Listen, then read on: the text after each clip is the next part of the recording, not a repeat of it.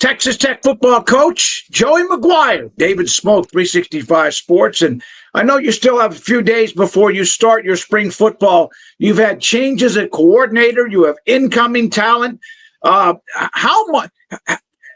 What is it like to juggle everything that's going on? It seemed like, Joey, all at once, whether it's your roster or college football, financially in general. Yeah, I'm telling you, man, December was crazy. Now, when I say crazy, it was crazy exciting. We had 2 new coordinators in the building, and then we turned around and we signed the #1 portal class. We moved in 27 new Red Raiders on January 10th. And so December was – and you're getting ready for a bowl game. So December was, just a race of things to do every single day. But it was really exciting, and, we feel like we're in a really good spot. What is more important in this day and age? Obviously, there's the National Signing Day for the incoming high school players, but is it keeping who you have or bringing in those you need? Man, I would say, it's really a balance of both. We wanted to make sure that we didn't lose anybody on our roster that we felt were in our too deep that could contribute. And then we knew that we had to make some, when I say this, upgrades, we needed some age and some really good players in the offensive line, defensive line, and the secondary. I mean, that's what we really attacked in the portal. Just from the standpoint where we lost some vets in the O-line, and then, we have some really good young offensive linemen that will be in the 2 deep, but we knew we had to get older there. And then on defense, that was I feel like that's the reason we weren't in the Big 12 championship. We just didn't play good enough defense, and we didn't get to the quarterback enough, and then we were one of the worst teams in the country whenever it came to pass defense. So have a new coordinator and then have some really good players on that side of the ball to get ready for spring ball. Is it almost like you've renovated the house in a way, like one of those fix-me-up like Chip and Joanna do here in Waco or on their national show? Well, I would definitely think, or say that it was a fixer-upper whenever you're talking about the roster. But whenever you're talking about what's going on facility-wise, it's you just moved into the best facility in the country. And so it's a mixture of both. Where these guys are doing all the work is a brand-new facility, but it definitely, was an upgrade in the roster. How long has it taken for you to get to know whether you turn left or right or where we saw the video? We've had national columnists come on yesterday, Sam Kahn, Max Olson, we discussed it. But literally everyone had an arms race when it came to like locker rooms and some of the amenities. And now you see what you have and others have and what you started. And you're ahead of the curve because a lot of people are trying to do that now. What's it like to look around and see now all the toys you have? It's incredible. And, the place I was at before, Baylor and Texas Tech, I think we did it and we got it in at the right time because there's about to be a major shift to where you're going to see less and less new facilities, even upgrades, because everything is going to be driven to your revenue share. So getting this building open and getting this building built and open before that took place was huge. On the south end zone, we played the full season in the south end zone. So everybody got to see how I think that affected the stadium, and it was a huge upgrade. But we have 166,000 square foot football facility. And what is great about this facility, every inch of it is dedicated to the player. I mean, it's from their nutrition to the weight room, to the players' lounge, to all of the recovery and the training room. Every single thing is dedicated to the player. And so the guys really love it. They've been blown away by the Womble football facility. And it's funny you say that, man. Before my first couple of times walking through it, I did get lost, until they put everything up. I knew where I was going. There was a couple of times I had to ask a couple of the workers, now, where was that stairway again? And and they directed me the right way. So let's get to roster management, the general manager part of. We saw what Matt Rule just hired, a 13-year NFL veteran. We've seen others who are hiring that. And James Blanchard was a guy that you brought with you when you moved to Tech, who also was at Baylor, and he was with Carolina Panthers. And then all of a sudden, Notre Dame is interested. And you know, everyone knows their history. How critical and how was that process of making sure you kept him inside Lubbock, Texas? Yeah, it was huge. You know, I feel like we've been ahead of the curve whenever it comes to, we saw kind of where football was going. I think James, and I'll get Matt Dowdy to fact check this, but I think James was the first general manager. And, you know, we were already kind of doing a lot of stuff that way, but it was huge, especially if you think about it. He was so pivotal in putting together the our seniors high school recruiting class, and then he was so pivotal in the transfer portal class. And so I, you know, the one thing I told him, and it helped a lot that his family's really happy here. But I said, man, this is not the time to leave. Like, we really have this roster where we feel like we want it and where we can do really good things next year. And you don't want to be somewhere else when that happens and regret that you left right in the middle of what you created can really take place and have a phenomenal year. And so USC's come after him, 2 years in a row. They were a little bit easier to fight off just from, you're talking about living in California and the amount of money it's going to take to live there and the versus living in Lubbock, Texas. South Bend is really equal to living in Lubbock, Texas. So the money that they were offering him was significant, but I think at the end of the day, he wants to do the same thing I want to do. We want to do something here that hasn't been done. And he was that was one of the biggest off-season retention, like you said, retaining players. Retaining him as a general manager was huge for us.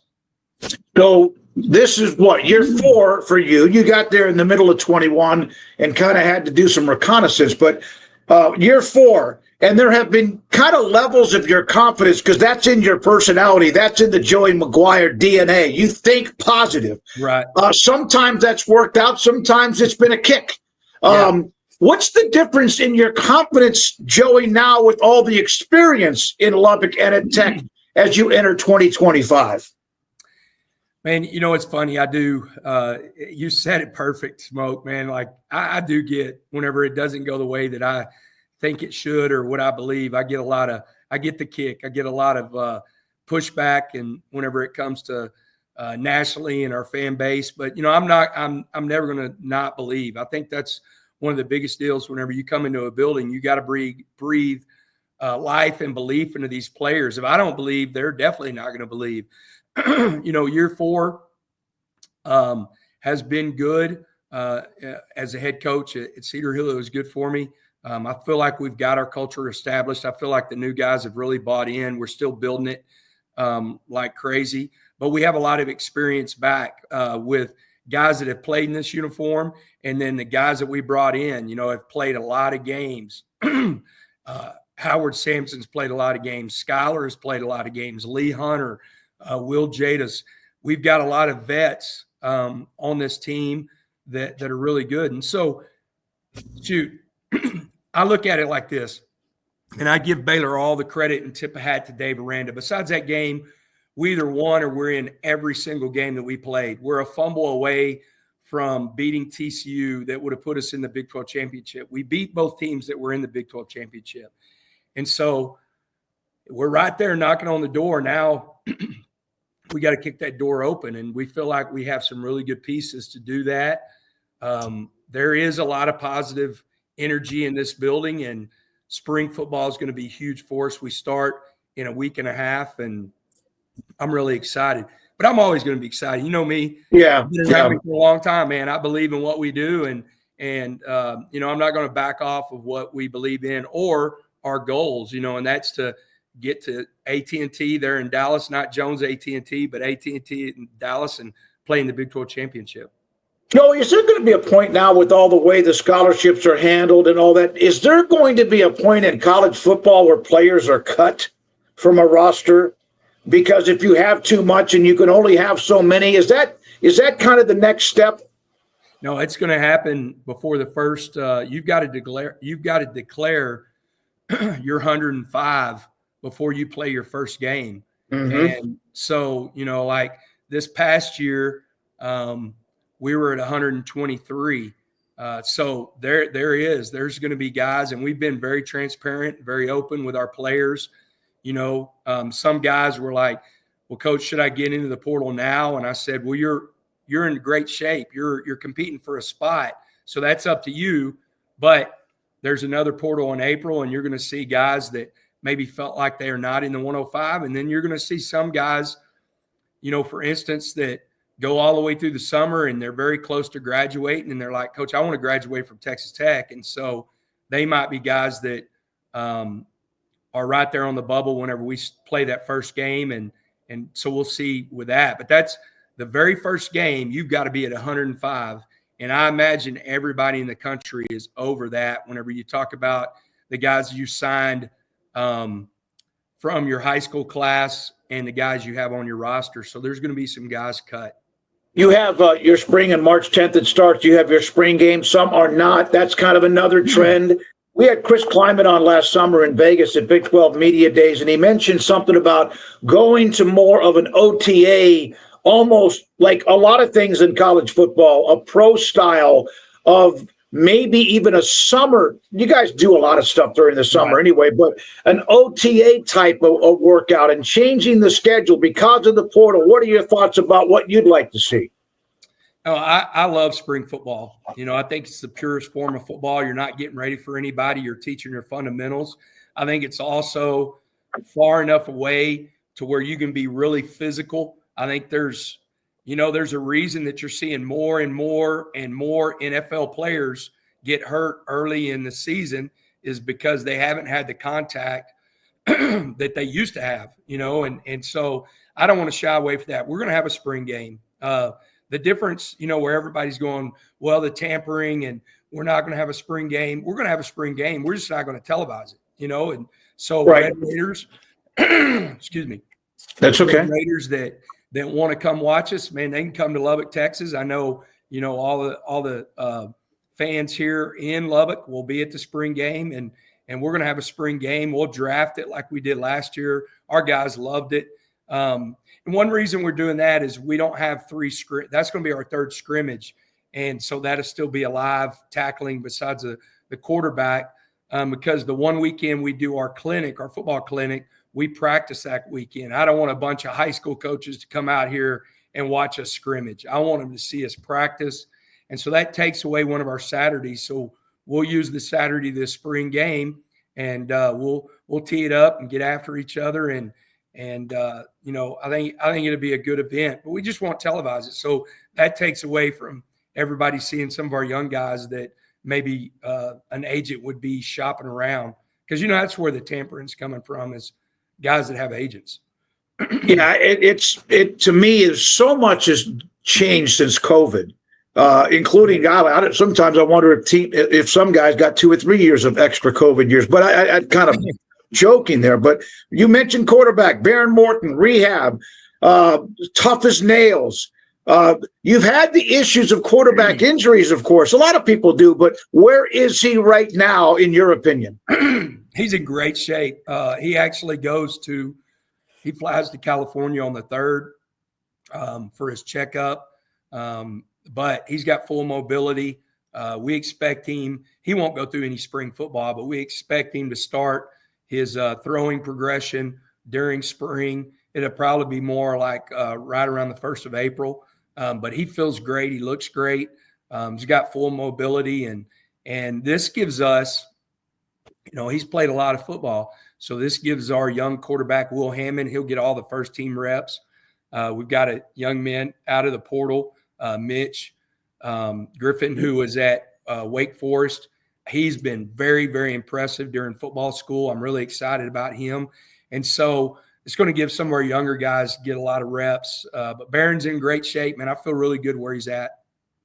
You change coordinators. Do you do that for an adrenaline rush? Do you do that because you want to get better on both sides of the ball, even though those you had their strengths, of course, but not always worked out? Do you do that to give your team a little bit of an oomph, an adrenaline rush? And how will you know when you will? The offensive side of the ball, Keatley got the head coaching job at Florida Atlantic. I'm fired up for him. He's going to do a great job. And so whenever we hired Mac, he's been so successful as a coordinator, and he still has some of our identity. Whenever I talk about our identity in West Texas, you're always going to identify with the air raid and some of that.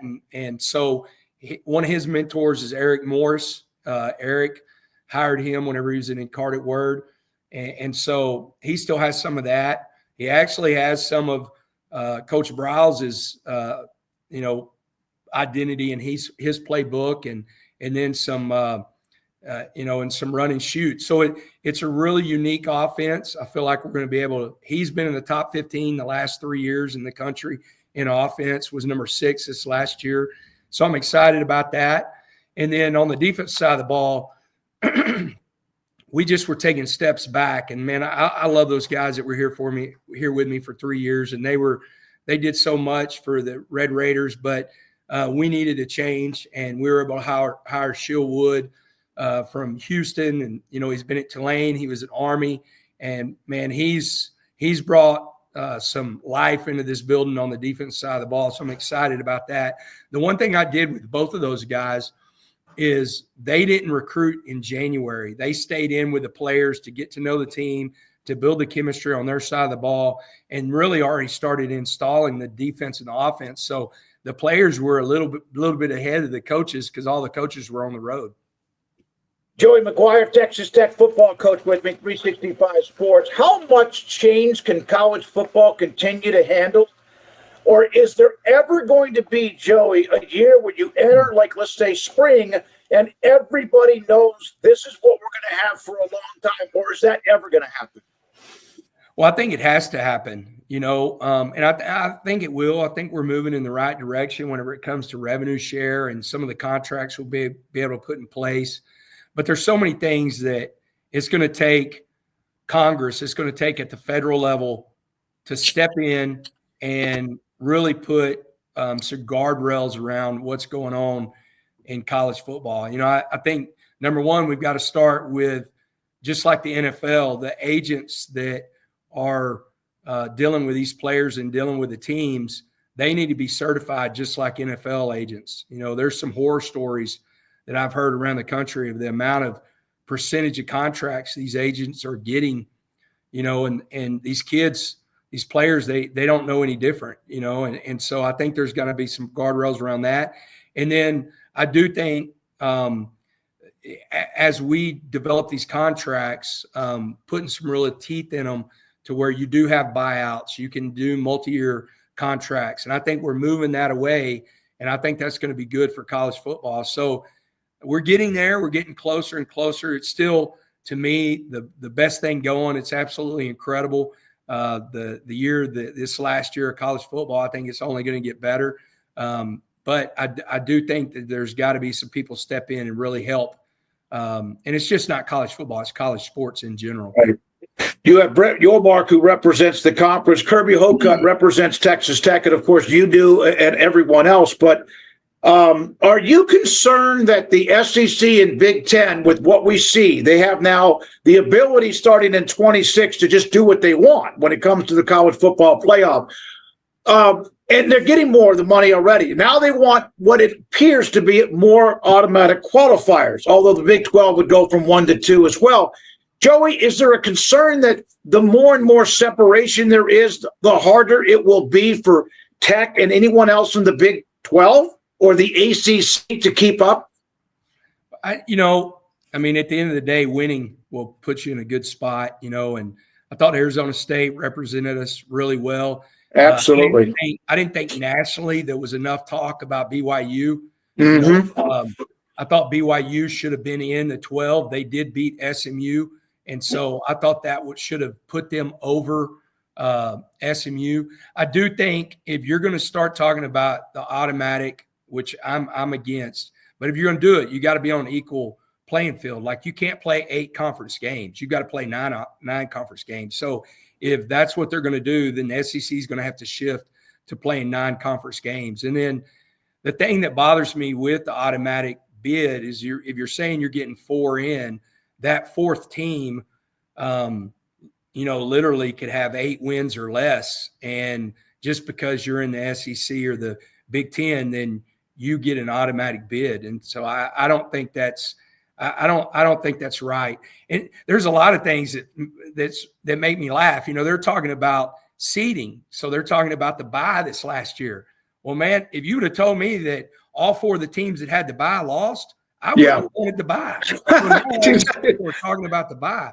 Like, I think there's a lot of things when you're talking about scheduling and you're talking about what needs to happen before you talk about automatic bids. Like, I heard Coach Napier at Florida, and I agree with him, move the season up 1 week. You're already playing 0 week.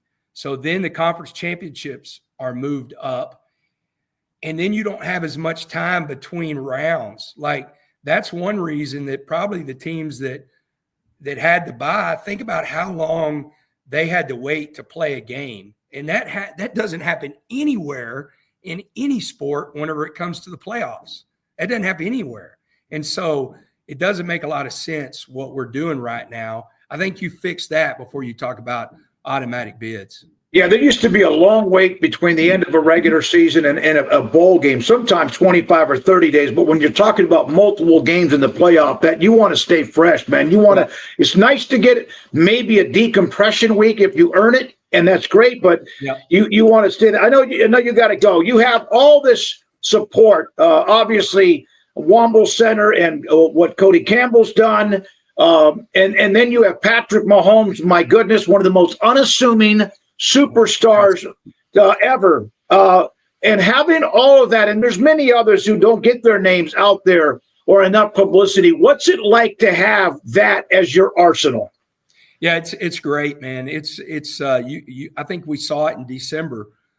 We had guys coming in this building blown away that had been on trips everywhere in the country, and they ended up coming to Texas Tech. And so it's great to have that backing and that support that we feel like, not that we would make them. We don't believe in that. I think that's one reason that we've been able to get a lot of recruits out here to Lubbock, but there's no excuse. There's no excuse whatsoever that we should not have a great year and really continue that, because you do have all the resources. We're going to share at the highest level revenue-wise. We have a brand new facility, and then we have some really great guys that have our back whenever it comes to, Mahomes was here Monday at the Houston game, and Cody was out here Monday. Dusty, he lives here in Lubbock, Dusty Womble, and we opened up we had our official ribbon cutting for the Womble Football Center. And so we have great things in place. Now we just got to go do it. Now we just got to go take care of business. Joey, it's always great to see you, man, and congratulations on the everything around you, and good luck with spring, and we'll see you again and talk hopefully again in this a couple of 3 or 4 more times. We'll see you at Big 12 Media Days, the Pro Days coming up. Thanks for your time. Have a great rest of your weekend. You bet, man. It's always great to be on. I appreciate you, brother. Joey McGuire, great friend of the show on 365 Sports.